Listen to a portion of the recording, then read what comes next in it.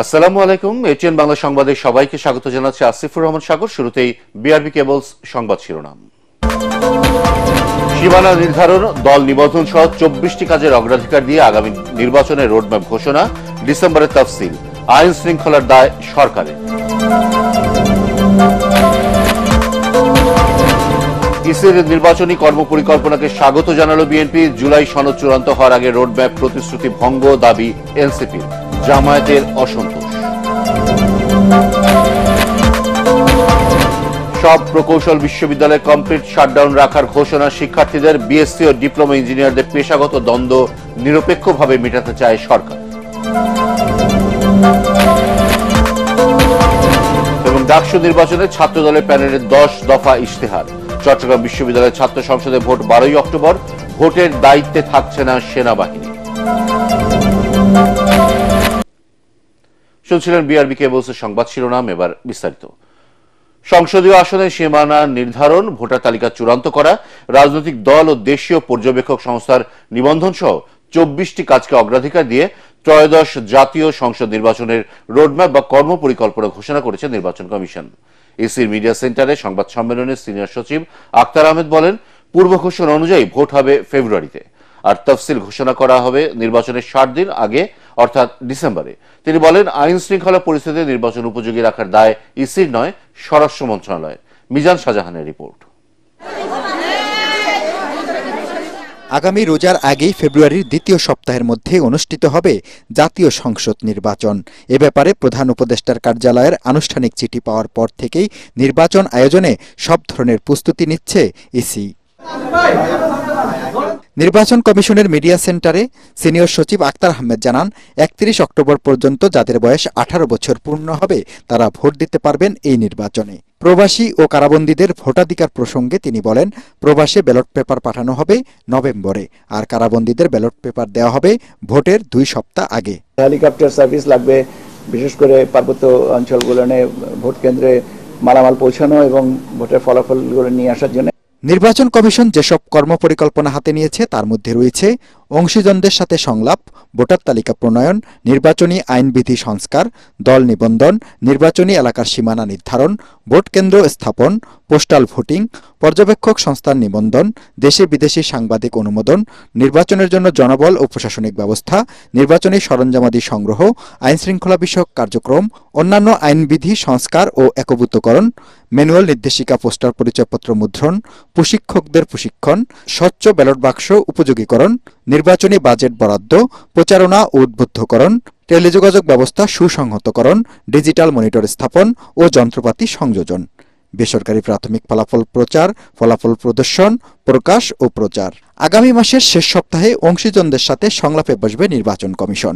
1.5 মাস ধরে চলা সংলাপের কোনো প্রস্তাব রোডম্যাপে যুক্ত করার দরকার হলে তা করা হবে বলে জানান ইসি সচিব। কর্মপরিকল্পনায় বলে দিলাম আর সবকিছু হয়ে গেল তা তো না, এটা চলমান থাকবে।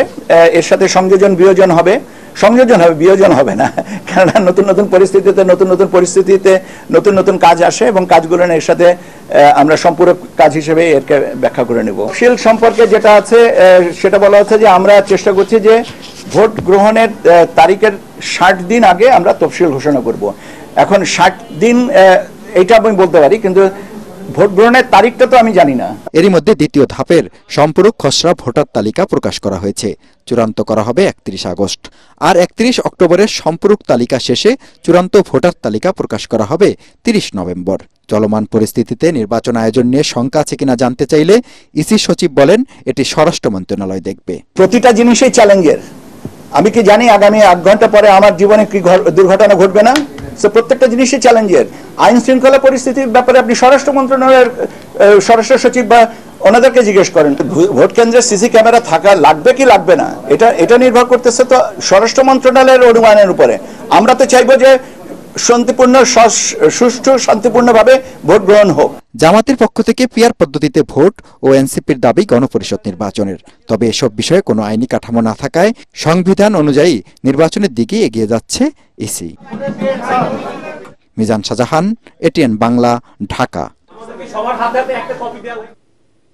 আগামী সংসদ নির্বাচনের রোডম্যাপ ঘোষণাকে স্বাগত জানিয়েছেন বিএনপি মহাসচিব মির্জা ফখরুল ইসলাম আলমগীর।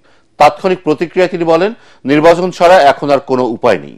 আগামী নির্বাচনের মাধ্যমে জনগণের ম্যান্ডেটে একটি সরকার প্রতিষ্ঠিত হবে বলে আশাবাদ জানান মির্জা ফখরুল। খুশি না, আমি খুব খুশি, কোনো সংশয় কোনো কালেই ছিল না। কারণ আমি সবসময় আশাবাদী ছিল না, আমি কতগুলো হিসাব মিলাই দেখি যে নির্বাচন দেওয়া ছাড়া কোনো উপায় নেই। It's the only way out, যে আপনি জনগণের সমর্থনে আপনি একটা সরকার গঠন করবেন এবং দেশের সমস্যাগুলো সমাধান করবার জন্য আপনি পদক্ষেপ নিতে পারবেন।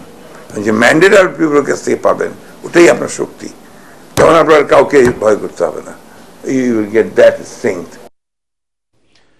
জুলাই সনদ চূড়ান্ত হওয়ার আগে নির্বাচনের রোডম্যাপ ঘোষণা সরকারের প্রতিশ্রুতি ভঙ্গের শামিল বলে মন্তব্য করেছে জাতীয় নাগরিক পার্টি এনসিপি। সন্ধ্যায় বাংলা মোটরে দলটির প্রধান কার্যালয়ে আয়োজিত সংবাদ সম্মেলনে দলটির সিনিয়র যুগ্ম মহাসচিব দলটির সিনিয়র যুগ্ম আহ্বায়ক আরিফুল ইসলাম আদিব বলেন, রোডম্যাপ ঘোষণা ইতিবাচক, তবে যত দ্রুত জুলাই সনদের আইনি ভিত্তি হবে তত দ্রুত নির্বাচনের দিকে যাওয়া যাবে। সনদ বাস্তবায়নের প্রক্রিয়া চূড়ান্ত না করে নির্বাচনের প্রস্তুতি গ্রহণ ভবিষ্যতে সংকট তৈরি করতে পারে। এদিকে জুলাই আকাঙ্ক্ষা বাস্তবায়নের দাবিতে শনিবার থেকে 3 দিনব্যাপী প্রাথমিক পর্যায়ে 27টি উপজেলায় উঠোন বৈঠক করবে এনসিপি। জুলাই সনদ চূড়ান্ত না করে এবং জুলাই সনদ বাস্তবায়নের প্রক্রিয়া নিয়ে কোনো সিদ্ধান্তে উপনীত না হয়ে নির্বাচনের রোডম্যাপ ঘোষণা ঐক্যমত্য কমিশন এবং অন্তর্বর্তীকালীন সরকারের প্রতিশ্রুতি ভঙ্গের শামিল। আমরা মনে করি ফ্যাসিবাদী ব্যবস্থা থেকে রাষ্ট্রের গণতান্ত্রিক রূপান্তরের জন্য নির্বাচন আয়োজন প্রয়োজন। আমরা কোনোভাবেই নির্বাচন বিরোধী নয়। সেদিক থেকে রোডম্যাপ ঘোষণাকে ইতিবাচক, তবে যত দ্রুত জুলাই সনদের আইনি ভিত্তি হবে তত দ্রুত নির্বাচনের দিকে যাওয়া যাবে। সনদ বাস্তবায়নের প্রক্রিয়া চূড়ান্ত না করে নির্বাচনের প্রস্তুতি গ্রহণ ভবিষ্যতে সংকট তৈরি করতে পারে, যার দায় সরকারকে নিতে হবে। এই মুহূর্তে নির্বাচনের রোডম্যাপ ঘোষণায় সন্তুষ্ট নয় জামায়াত ইসলামী, এমন দাবি করে দলটির নায়েবে আমির সৈয়দ আব্দুল্লাহ মোহাম্মদ তাহের সাংবাদিকদের বলেন, নির্বাচন পদ্ধতি ও সংস্কার নিয়ে সরকার চূড়ান্ত সিদ্ধান্ত নেওয়ার পর রোডম্যাপ দিলে ভালো হতো। এ সময় সুষ্ঠু নির্বাচন নিয়ে শঙ্কাও জানান তিনি।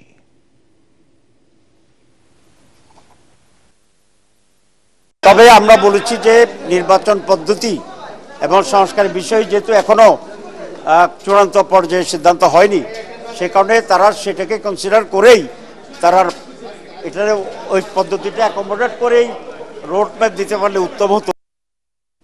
বিএসসি ও ডিপ্লোমা ইঞ্জিনিয়ারদের পেশাগত দ্বন্দ্ব নিরসনে সরকার গঠিত 14 সদস্যের ওয়ার্কিং কমিটি নিয়ে আপত্তি প্রকৌশল অধিকার আন্দোলনের। রাজধানী ইঞ্জিনিয়ার্স ইনস্টিটিউটে সংবাদ সম্মেলনে সংগঠনের সভাপতি ওয়ালিউল্লাহ বলেন, সরকার থেকে কোনো দৃশ্যমান কার্যক্রম না দেখানোয় পরবর্তী নির্দেশনা না দেওয়া পর্যন্ত সারা দেশে প্রকৌশল বিশ্ববিদ্যালয়গুলোতে কমপ্লিট শাটডাউন চলবে। একই সাথে হামলাকারী পুলিশদের বিচারের দাবিও জানান তারা।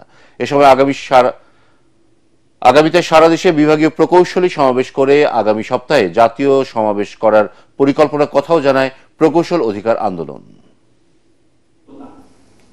কমিটির সদস্যের ব্যাপারে আমাদের আপত্তি রয়েছে, আমরা সেটা আমাদের উপদেষ্টা মণ্ডলী বলেছেন এর আগে কোঅপ্ট করে নেবেন, মোর ভায়াবল যেন একটা কমিটি করা যায় সেই দিকে ওনারা হাঁটবেন। আমরা সারা দেশে এই কমপ্লিট শাটডাউনটা ক্যাম্পাসে এটা আমরা বলবৎ রাখছি। সারা দেশে আমরা কোনো ব্লকেটের ব্যাপারে এখনই সিদ্ধান্ত নেইনি, বরং আমরা সারা দেশে বিভাগীয় প্রকৌশলী সমাবেশ সম্পন্ন করব। এটা নেক্সট 1 সপ্তাহের মধ্যে আমাদের বিভিন্ন বিভাগীয় শহরে এটা সম্পূর্ণ হবে। ঢাকা বিশ্ববিদ্যালয় কেন্দ্রীয় ছাত্র সংসদ ডাকসু নির্বাচনের 10 দফা ইশতেহার ঘোষণা করেছে ছাত্র দলের আবিদ হামিম মায়েদ পরিষদ। এ সময় আবাসিক হলের সুযোগ সুবিধা বাড়ানো সহ শিক্ষা বান্ধব পরিবেশ গড়তে 10 দফা অঙ্গীকার করেন সংগঠনটির নেতারা। এ সময় ছাত্র দলের ভিপি প্রার্থী আবিদুল ইসলাম খান বলেন, গণতান্ত্রিক অধিকার চর্চার গুরুত্বপূর্ণ সুযোগ এনে দিয়েছে ডাকসু নির্বাচন। বিস্তারিত আদ্দিন সজীবের রিপোর্টে। ঢাকা বিশ্ববিদ্যালয়ের কেন্দ্রীয় ছাত্র সংসদ ডাকসু নির্বাচনে ভিপি, জিএস কিংবা এজিএস কারা নির্বাচিত হবেন এই হিসেব নিকেশ চলছে এই সবুজ ক্যাম্পাসে। ভোটের আগ্রহ বাড়ছে শিক্ষার্থীদের মাঝেও। শিক্ষার্থীদের মন জয়ে একদিকে যেমন প্রচারণা তর্কে ব্যস্ত প্রার্থীরা, অন্যদিকে নির্বাচনী ইশতেহারও সামনে আসছে। কলাভবনের বটতলায় 10টি মূল অঙ্গীকার ও প্রধান পরিকল্পনার ইশতেহার ঘোষণা করল জাতীয়তাবাদী ছাত্রদল সমর্থিত প্যানেল। একাডেমিক ক্যালেন্ডারে নিয়মিত ডাকসু নির্বাচন অন্তর্ভুক্ত করবে। ডাকসুকে শিক্ষার্থীদের প্রকৃত প্রতিনিধিত্বশীল কার্যকর প্রতিষ্ঠান হিসেবে প্রতিষ্ঠা করা। ঢাকা বিশ্ববিদ্যালয় কেবল একটি শিক্ষা প্রতিষ্ঠান নয়, এটি বাংলাদেশের ইতিহাস, সংস্কৃতি, সংগ্রাম ও অর্জনের অবিচ্ছেদ্য অংশ। আমাদের প্রতিশ্রুতি একটি আধুনিক, নিরাপদ, গণতান্ত্রিক ও শিক্ষার্থী বান্ধব ক্যাম্পাস বিনির্মাণ। শিক্ষা, গবেষণা, স্বাস্থ্য, চিকিৎসা, আবাসিক সুবিধা সহ ঢাকা বিশ্ববিদ্যালয়ে গণতান্ত্রিক অধিকার চর্চা নিশ্চিতের প্রতিশ্রুতি দেন ভিপি প্রার্থী আবিদুল ইসলাম খান। এবং রাজনৈতিক প্রভাব বা স্বজনপ্রীতির মাধ্যমে শিক্ষক নিয়োগের সংস্কৃতি বন্ধ করে আন্তর্জাতিক মানের নিয়োগ প্রক্রিয়া অনুসরণ করে যোগ্যতা মেধার ভিত্তিতে শিক্ষক নিয়োগ ও নিয়মিত পারফরমেন্স মূল্যায়ন করা। নির্বাচনী ইশতেহার সম্মিলিতভাবে এমন একটি ক্যাম্পাস গড়ে তোলার প্রত্যয়, যেখানে সকলের শিক্ষা, স্বাস্থ্য, নিরাপত্তা, মর্যাদা, গবেষণা, ক্যারিয়ার উন্নয়ন, সাংস্কৃতিক বিকাশ ও গণতান্ত্রিক অধিকার প্রতিষ্ঠার পূর্ণ নিশ্চয়তা থাকবে। এ সময় উপস্থিত ছিলেন ছাত্রদল সভাপতি রাকিবুল ইসলাম। ইশতেহার ঘোষণার পর কথা বলেন তিনিও। যে হোস্টেল নির্মাণের যেটা পরিকল্পনা, স্বল্পকালীন সময়ে তাদের যে চিন্তা ভাবনা, প্রতিশ্রুতি নয়, ছাত্রদল পরিবর্তনে প্রতিজ্ঞাবদ্ধ জানিয়ে শিক্ষার্থীদের ভোট প্রত্যাশা করেন প্রার্থীরা। আদ্দিন সজীব, এটিএন বাংলা, ঢাকা। এদিকে চট্টগ্রাম বিশ্ববিদ্যালয়ের কেন্দ্রীয় ছাত্র সংসদ চাকসু নির্বাচনের তফসিল ঘোষণা করা হয়েছে। ঘোষিত সূচি অনুযায়ী 12 অক্টোবর ভোট গ্রহণ হবে। বিশ্ববিদ্যালয়ের সমাজবিজ্ঞান অনুষদ মিলনায়তনের তফসিল ঘোষণা করেন প্রধান নির্বাচন কমিশনার অধ্যাপক ডক্টর মনির উদ্দিন। তফসিল অনুযায়ী 14 থেকে 16 অক্টোবর মনোনয়নপত্র বিতরণ, 17 সেপ্টেম্বর মনোনয়নপত্র জমা দেওয়ার শেষ দিন, 21 সেপ্টেম্বর প্রাথমিক প্রার্থী তালিকা প্রকাশ, 23 সেপ্টেম্বর প্রার্থিতা প্রত্যাহারের শেষ সময় এবং 25 সেপ্টেম্বর চূড়ান্ত প্রার্থী তালিকা প্রকাশ করা হবে। 12 অক্টোবর সকাল 9টা থেকে বিকেল 4টা পর্যন্ত ভোট গ্রহণ শেষে তাৎক্ষণিকভাবে গণনা ও ফলাফল ঘোষণা করা হবে। এর আগে সর্বশেষ 1990 সালের 8 নভেম্বর চাকসু নির্বাচন অনুষ্ঠিত হয়েছিল। বিভিন্ন বিশ্ববিদ্যালয়ে আসন ও ছাত্র সংসদ নির্বাচনের দায়িত্বে সেনাবাহিনী সম্পৃক্ত হবার কোনো সুযোগ নেই বলে জানিয়েছে আন্তঃবাহিনী জনসংযোগ পরিদপ্তর ISPR। এ বিষয়ে সরকারের তরফ থেকেও সেনাবাহিনীকে কোনো নির্দেশনা দেওয়া হয়নি। ডাকসু সহ বিভিন্ন বিশ্ববিদ্যালয়ের ছাত্র সংসদ নির্বাচনে সেনা মোতায়েনের বিষয়ে বিভিন্ন সংবাদ মাধ্যম ও সামাজিক যোগাযোগ মাধ্যমে খবর প্রচার হয়, তা সেনাবাহিনীর নজরে এসেছে। এক প্রেস বিজ্ঞপ্তিতে ISPR জানিয়েছে, ভবিষ্যতে এ ধরনের কোনো দায়িত্বে সেনাবাহিনী সম্পৃক্ত হবার সুযোগ নেই। বিদ্যমান আইন শৃঙ্খলা রক্ষাকারী বাহিনীর সরাসরি সহযোগিতা ও বিশ্ববিদ্যালয় প্রশাসনের সার্বিক তত্ত্বাবধানে আসন্ন ছাত্র সংসদ নির্বাচন শান্তিপূর্ণ ও উৎসবমুখর পরিবেশে অনুষ্ঠিত হবে বলে আশা করে বাংলাদেশ সেনাবাহিনী। রাজধানীর সেগুনবাগিচা থেকে আটক আওয়ামী লীগের বহিষ্কৃত সাবেক মন্ত্রী লতিফ সিদ্দিকীকে ডিবি কার্যালয়ে নেওয়া হয়েছে। এর আগে ঢাকা রিপোর্টার্স ইউনিটিতে মঞ্চ 71 নামের একটি সংগঠনের অনুষ্ঠানে যোগ দিতে এলে লতিফ সিদ্দিকী সহ আওয়ামী লীগ কর্মীদের অবরুদ্ধ করে রাখে জুলাই যোদ্ধারা। প্রায় 2 ঘন্টা অবরুদ্ধ রাখার পর লতিফ সিদ্দিকী সহ আওয়ামী লীগ কর্মীদের পুলিশে সোপর্দ করে বিক্ষুব্ধরা। পরে তাদের নেওয়া হয় ডিবি কার্যালয়ে। আরো জানাচ্ছেন মুশফিকুর রহমান। মঞ্চ 71-এর ব্যানারে সকাল 10টায় ডিআরইউতে আলোচনা অনুষ্ঠানের আয়োজন করা হয়। এতে অতিথি ছিলেন আওয়ামী লীগের সাবেক মন্ত্রী লতিফ সিদ্দিকী। এ সময় জুলাই যোদ্ধার ব্যানারে বেশ কয়েকজন অনুষ্ঠান স্থলে এসে অতিথিদের অবরুদ্ধ করে রাখে। অবরুদ্ধকারীদের দাবি, আলোচনা সভার আড়ালে ষড়যন্ত্র করছিলেন তারা। আমরা প্রজন্ম 71-এর নেতৃবৃন্দকে অনুরোধ করেছি, আপনারা প্রোগ্রামটা স্থগিত করে দ্রুত এখান থেকে চলে যান। কিন্তু আপনারা এখানে সাক্ষী মিডিয়া কর্মীরা, তারা আমাদের জুলাই যোদ্ধারা যখন ভিতরে ঢুকেছে তখন তারা আমাদের উপর চড়াও হয়েছে। আমাদের একাধিক জুলাই যোদ্ধা হেনস্থা এবং আহত হয়েছে। তারা আমাদের ঘটনাকে আজকের এই ঘটনাটাকে অন্যদিকে ভিন্ন খাতে প্রভাবিত করার জন্য এই কাজ করেছে। আমরা সাংবাদিকদের কাছে আজকে আনুষ্ঠানিকভাবে ক্ষমা চাচ্ছি।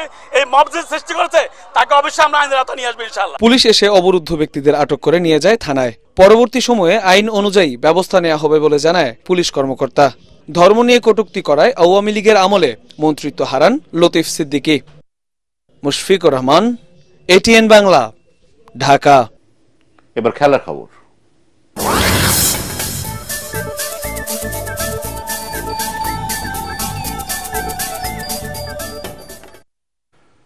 আবারও বাংলাদেশ ক্রিকেট বোর্ড বিসিবি সভাপতি হতে চান বাংলাদেশ ক্রিকেটের অভিষেক টেস্ট সেঞ্চুরিয়ান আমিনুল ইসলাম বুলবুল। তবে তার জন্য দীর্ঘ প্রক্রিয়া। আপাতত তিনি নিজের কাজ নিয়ে ব্যস্ত থাকতে চান। চট্টগ্রামের রিজিওনাল টি20 ক্রিকেট টুর্নামেন্টের উদ্বোধনী অনুষ্ঠানে এসে তিনি এমনটা জানান। পরাগ আরমানের রিপোর্ট। বাংলাদেশ ক্রিকেটের অভিষেক টেস্টের সেঞ্চুরিয়ান আমিনুল ইসলাম বুলবুল গত মে মাসের শেষে বিসিবির সভাপতি হয়ে ঘোষণা দিয়েছিলেন টি-20 খেলার, কিন্তু সময়ের সাথে সুযোগ পেলে তিনি ওয়ানডে খেলতেও আগ্রহী। এখন যদি সুযোগ থাকে তাহলে আবারও বিসিবি সভাপতি হতে প্রস্তুত সাবেক এই অধিনায়ক। ডিপেন্ড করছে অনেক কিছুর উপরে। একটা দেশের নির্বাচন হয়, মানুষ পিক করে রাইট পারসন, এটা অনেক কিছু নিজের কন্ট্রোলের বাইরে। আমার ব্যক্তিগত যেটা ইচ্ছা সেটা হচ্ছে যে দেখেন, আমি এখানে হঠাৎ করে এসেছি এবং একটা দায়িত্ব নিয়ে এসেছি। আমার একটা পার্মানেন্ট সব কিছু ছিল, আমি ছেড়ে দিয়ে এসেছি ফর দ্য কান্ট্রি।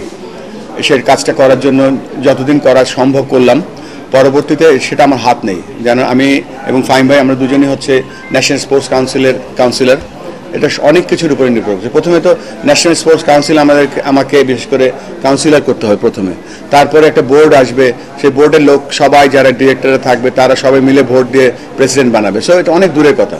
তো এই মুহূর্তে যেটা আমার যে কাজ সেটা আমি পুরোপুরি ফোকাস করছি। চট্টগ্রাম রিজিওনাল টি-20 ক্রিকেট টুর্নামেন্টের উদ্বোধনী অনুষ্ঠানে বিসিবি সভাপতি আমিনুল ইসলাম বুলবুল জানান, বিকেন্দ্রীকরণ শুধুমাত্র ক্রিকেটের প্রতিযোগিতামূলক নয়, সবাই যেন প্রতিভা বিকাশ করতে পারে তার চেষ্টা। প্রত্যেকটা জেলা যেন তার নিজস্ব জেলার যে ক্রিকেট সত্তা আছে সেটা যেন তারা প্রস্ফুটিত করতে পারে। সেই জেলা একটা ভালো নট অনলি ক্রিকেট টিম করতে পারে, একটা ক্রিকেট পরিবার তৈরি করতে পারে, সেখানে ফিজিও, ট্রেনার এবং সব সাপোর্ট স্টাফগুলো তৈরি করতে পারে। এবং এটা চিটাং শুরু করলো, আমরা আশা করবো অন্য রিজনগুলোতে এই ধরনের সুন্দর ব্যবস্থা গ্রহণ করবে। চট্টগ্রাম বিভাগের 11টি দল নিয়ে শুরু হয়েছে রিজিওনাল টি-20 cricket tournament. Round robin league পদ্ধতিতে দুটি গ্রুপে ভাগ হয়ে খেলবে দলগুলো। প্রতি গ্রুপের শীর্ষ 2 দল খেলবে সেমিফাইনাল। আগামী 9 সেপ্টেম্বর হবে ফাইনাল খেলা। পরাগ আরমান, এটিএন বাংলা। একটি ঘোষণা। এটিএন বাংলার নাম ব্যবহার করে সাংবাদিক পরিচয় কতিপয় ব্যক্তির বিরুদ্ধে সংবাদ সংগ্রহের নামে দেশের বিভিন্ন স্থানে চাঁদাবাজির অভিযোগ পাওয়া যাচ্ছে। এ ধরনের চাঁদাবাজ ও ভুয়া নাম ব্যবহারকারীদের নিকটস্থ থানায় সোপর্দ করার জন্য অনুরোধ জানাচ্ছে এটিএন বাংলা কর্তৃপক্ষ। এছাড়াও প্রতিষ্ঠানটিতে সাংবাদিক ও জনবল নিয়োগের ভুয়া বিজ্ঞাপন দিয়ে একটি চক্র প্রতারণা করছে। বর্তমানে এটিএন বাংলায় কোনো ধরনের নিয়োগ প্রক্রিয়া চলছে না। নিয়োগ নিয়ে কারোর সাথে আর্থিক লেনদেন না করার অনুরোধ জানাচ্ছে এটিএন বাংলা কর্তৃপক্ষ। শেষ করার আগে বিআরবি কেবলসের সংবাদ শিরোনাম আরো একবার। সীমানা নির্ধারণ, দল নিবন্ধন সহ 24টি কাজের অগ্রাধিকার দিয়ে আগামী নির্বাচনের রোডম্যাপ ঘোষণা, ডিসেম্বরের তফসিল, আইন শৃঙ্খলার দায় সরকারের। ইসি নির্বাচনী কর্মপরিকল্পনায় স্বাগত জানালো বিএনপি। জুলাই সনদ চূড়ান্ত হওয়ার আগে রোডম্যাপ প্রতিশ্রুতি ভঙ্গ, দাবি এনসিপির। জামায়াতের অসন্তোষ। সব প্রকৌশল বিশ্ববিদ্যালয়ে কমপ্লিট শাটডাউন রাখার ঘোষণা শিক্ষার্থীদের। বিএসসি ও ডিপ্লোমা ইঞ্জিনিয়ারদের পেশাগত দ্বন্দ্ব নিরপেক্ষভাবে মেটাতে চায় সরকার। এবং ডাকসু নির্বাচনে ছাত্র দলের প্যানেলের 10 দফা ইস্তেহার। চট্টগ্রাম বিশ্ববিদ্যালয়ের ছাত্র সংসদের ভোট 12 অক্টোবর। ভোটের দায়িত্বে থাকছে না সেনাবাহিনী। পরবর্তী সংবাদ দেখার আমন্ত্রণ জানিয়ে এখনকার মতো শেষ করছে এটিএন বাংলা সংবাদ। ইউটিউবে দেখতে ব্রাউজ করুন youtube/ATN Bangla News।